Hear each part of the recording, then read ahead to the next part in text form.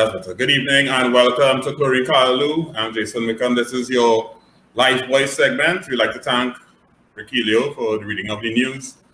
As he said in the news, we will be going back to discuss the Constitution and specifically as it relates to membership and aquatic governance. And on screen again, we welcome back Mr. Ryan Smith. Good evening, Ryan. Good evening, Jason. How are you doing today? I'm alive and well. How are you? I'm good. I'm surviving. Surviving. Surviving, yes. Right. So one of the things we wanted to discuss, I know a few weeks ago we had a discussion, there was a general discussion on the Constitution. We want to drill down a little bit and we want to talk specifically about membership and how that affects us and our governance. So first, before we discuss anything, we're gonna disappear for a little bit. So just to show you part of the ASA Constitution as it relates to membership and the different classes of membership. And one of the classes of membership we have ordinary membership, which is open to any club promoting swimming, water polo, diving, and synchronized swimming in the association. To become a member of the association, I think I went too far, sorry. To become a member of the association, you must have 10 active competitive swimmers, and you also must submit a copy of your constitution. There it is again on your screen, right? So you have different classes of membership, ordinary membership, those are the ones with voting rights, and then you also have the associate membership. But I want to draw to your attention, like one of the definitions here, right, which says for the purpose of these presents, an active competitive swimmer is one who participates in at least 3 aquatic events for the calendar year, including one of the national championships. Right, so let me just take that up a little bit. Right. So my question, Jason, so before you even go, my question is one of the national championships. What is considered one of the national championships? Like you interviewing me? Well, I seek a clarification, probably like other people. Well, the national championships, as far as I'm aware, are the any national championship we have the National Open Long and Short Course, National Age Group Long and Short Course, and you may class the invitational in there possibly. But I know, for example, for water polo, there isn't like regular championships, so I'm not sure how that works out. Right. Yes, because I know we did have a national championship some years ago in water polo, but right now we really only have 2 active clubs engaged in water polo. So it's a little difficult to have a national championships with just 2 clubs. I mean, we've done it, but it's not. I can't consider it as much as the same. So perhaps what we need to look at, therefore, is maybe customizing those rules for depending on the discipline. Active competitive swimmer. Or immediately you think national long course, national short course, those types of events. So I don't know what your thoughts are on national championships. Well, first of all, I want to look at it the other way around, because I would figure that, okay, the reason that, I think when this constitution was done, for the most part, it was done for swimming, right? Because you had reference to water polo, but you still had to have active competitive swimmers. But I believe that in any discipline that we have, that we should be aspiring to have a national championship. And I think having the national championship, there is your constitution supposed to be, I guess, kind of directing the vision, kind of assisting the vision of the organization. And if you really grow, we can't continue to use the excuse that it only have 2 clubs, so we don't have a national championship. We have to find a way to get more than 2 clubs, so we can have a national championship. You know what I would love to see? A national aquatic championships. So just like how FINA have their world championships where all the disciplines are at the same time, but then they also have some years where they have these disciplines are separate. Right. I think it would be lovely for us to have a national aquatic championships. And that is the one that really counts.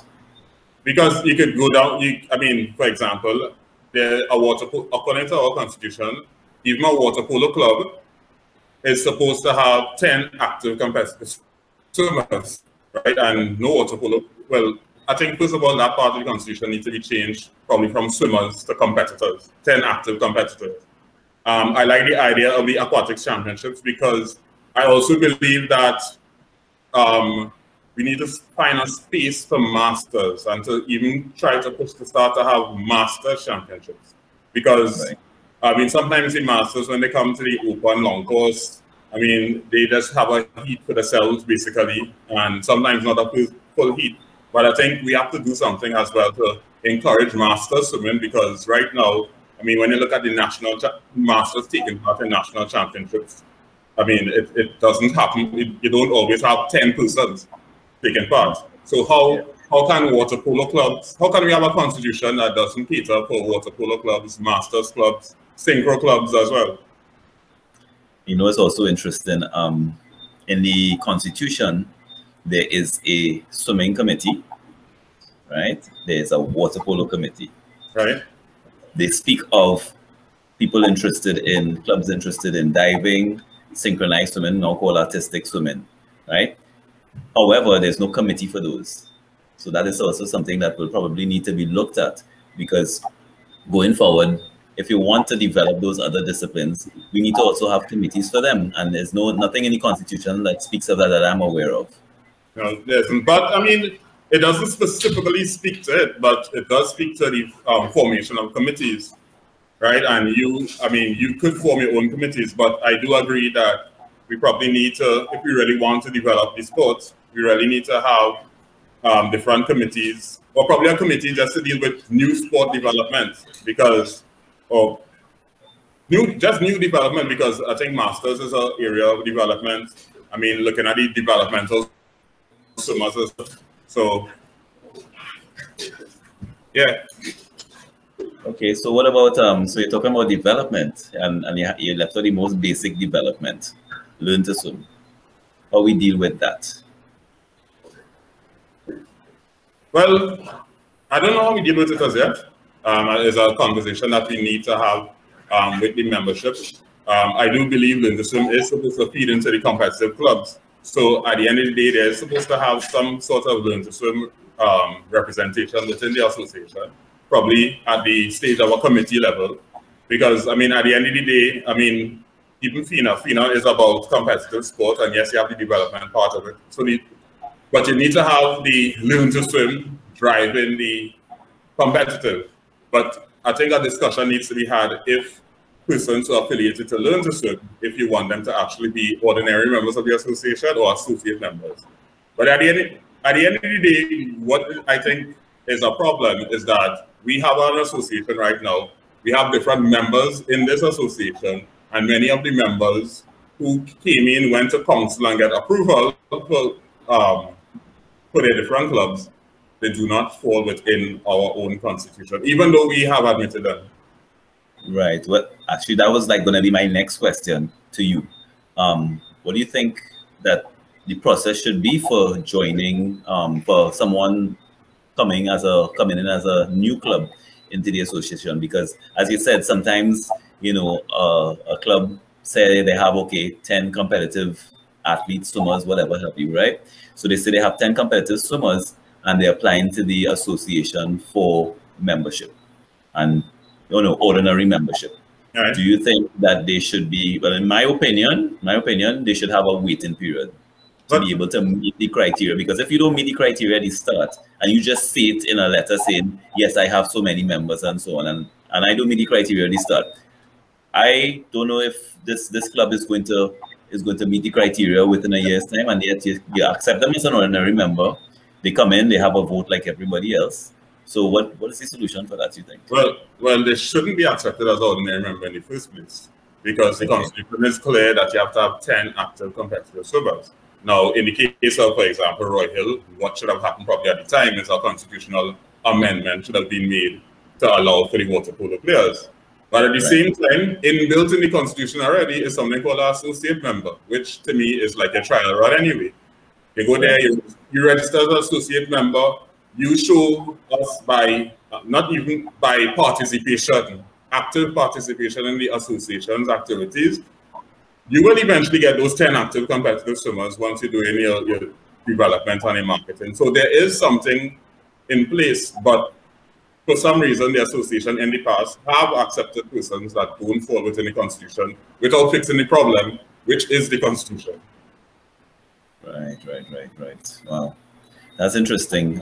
So you're saying become an associate member first, and then you have a trial period that we have to set. And but the trial period is there. The period is get 10 active competitive swimmers. So once you have 10 swimmers taking part in 3 events of the year, one is a national championship, you have shown that, okay, I'm serious about building a club, I'm serious about increasing membership, I'm serious about being a part of the association. I demonstrate this seriousness by having 10 active competitive swimmers, right? I think what needs, as we said before, what needs to be done is to have spaces where all the different arms could take, have avenues, and that what you talk about the National Aquatics Championships is a perfect way that, okay, we get the masters doing in their own bubble, we have the water polo, open water, synchro, everybody. Yeah. So what you're saying is you become an associate. Ryan, I don't like how you take control of the segment, but go ahead. So that's all like I interviewing you. Yeah, that's what I'm like. So I'm just thinking, so you're saying that we have an associate membership. We have that already. So you remain an associate member until you meet the requirements of an ordinary member. Correct.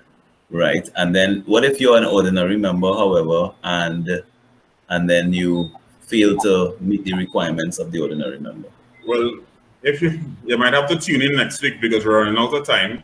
Oh, okay, I'm sorry. But that's my but what normally happens, I mean, if you don't meet the requirements, I mean, I think we as an organization and as an organization have to keep track on its members. And if a club falls below the procedures, the secretary, I believe, is supposed to write them 2 times within a given year. And then the council could take a decision to to move them to associate member.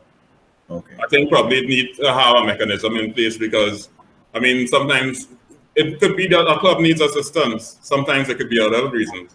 But, I mean, it's not something that is actively monitored, and I think that is something we have to do going forward.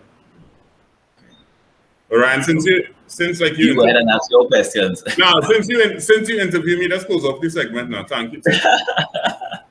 It's time already. Yeah. All right. So you've been watching the Lifebuoy segment. You had me, yours truly, Ryan Smith, interview Jason Wickham here tonight. It wasn't supposed to be like that, but coming up next, what we have coming up next, Jason, you had to tell me. I think it's Visual Eyes Chlorine Champions with Christian Then. All right. Thank you. Good night. Thank you, Ryan. Welcome.